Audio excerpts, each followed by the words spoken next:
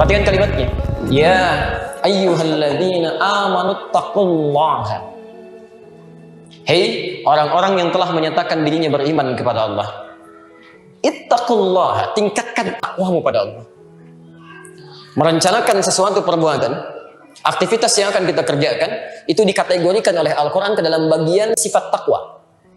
Diawas, hati-hati ya, takwa disebutkan, saya sering katakan, umumnya 115 kali dalam Al-Quran, itu bentuknya beda-beda. Ada yang terkait ibadah ritual, seperti sholat, baca Quran, infak, gitu kan? Di Al-Baqarah, Quran surah kedua, ayat kedua sampai dengan ayat kelimanya. Ada yang terkait hubungan dengan makhluk, berkasih sayang, saling membantu, memaafkan orang, bersabar saat dizalimi orang. Itu bagian dari takwa. Quran surah ketiga ayat 133 sampai 134, posisi paling kanan sebelah atas. Dan bagian dari takwa adalah menyiapkan rencana-rencana aktivitas yang akan kita kerjakan. Jadi orang yang selalu punya rencana dalam hidupnya, itu bagian dari sifat takwanya.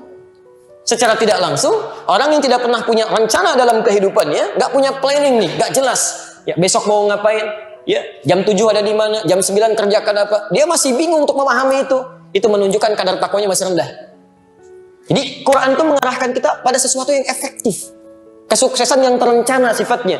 Dan dengan perencanaan itu setengah dari kesuksesan bisa kita raih. Ya, teman-teman, bahkan saat Anda keluar dari masjid ini pun ditanya belum tahu apa yang Anda kerjakan, berarti ada sesuatu yang belum terencana dalam kehidupan kita. Habis ini mau ngapain? Belum tahu, nanti aja deh. Nanti aja. Bukan nanti saja, ya. Bukan bagaimana nanti bagaimana, lihat, rencanakan. Anda kalau ingin meraih sesuatu, amati dulu. Analisis dulu. Bagaimana kemampuan Anda? Bagaimana peluangnya? Bagaimana kemudian Anda bisa mendapatkan itu? Setelah semuanya terpetakan, baru bikin rencana. Bikin target. Ya. Dan targetnya Masya Allah. Ya. Kalau orang kan bikin rencana, jangka panjang, jangka menengah, jangka pendek.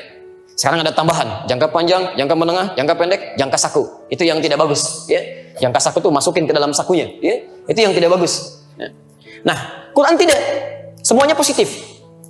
Anda bikin rencana, wal tanzur nafsum, hendaknya setiap jiwa, setiap diri membuat rencana-rencana ma qaddamat lighat, yang dia bisa bawa hasilnya bahkan sampai kiamat, lighat. Jadi Anda harus punya visi, bukan cuma sekarang.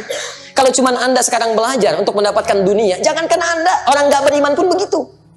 Anak Anda ingin hebat bahasa Inggrisnya, jangankan Anda yang beriman, yang tidak beriman pun pengen lebih unggul. Kalau Anda cuma bisa merencanakan juara matematika, yang lain sudah dapat, maaf, olimpiadanya dapat, Nobelnya dapat. Kalau Anda cuma ingin jadi juara fisika, yang lain sudah duluan, yang nggak beriman pun bisa dapat itu. Kita tidak. Rencana kita bagaimana semua pekerjaan itu bisa bernilai saat di akhirat. Itu ada yang dibawa. Perhatikan, dan itu bagian dari takwa. Jadi kalau ada orang menyusun rencana cuma dalam urusan dunia saja, berarti perencanaannya terbatas sama dengan orang-orang yang tidak beriman. Orang takwa itu beda. Ya. Anda kerja sekarang, non-muslim pun kerja. Anda masuk jam 7, mereka jam 7. Anda berangkat gelap, mereka berangkat gelap juga. Tapi pekerjaan Anda mesti beda dengan mereka. Bagaimana caranya setiap langkah saya jadi ibadah? Bismillah, saya mencari nafkah karena Allah. Bukan cuma mendapatkan bagian dari materi dunia. Maka Anda hadirkan Quran surah keempat ayat 34 itu. Anda tuliskan di buku catatan Anda. Setiap Anda berangkat baca Bismillah, tugas saya mencari nafkah. Anda berdoa kepada Allah, ya Allah berikan kemudahan, ya Allah berikan kelancaran. Anda keluarkan ayat-ayatnya, Al-Baqarah 168, Al-Baqarah 172, Quran surah 7 ayat 96. Begitu melangkah, setiap langkah Anda dihitung bagian dari ibadah. Jadi rencana Anda itu bukan cuma mendatangkan materi dunia, tapi ada bernilai di hadapan Allah di akhirat nanti.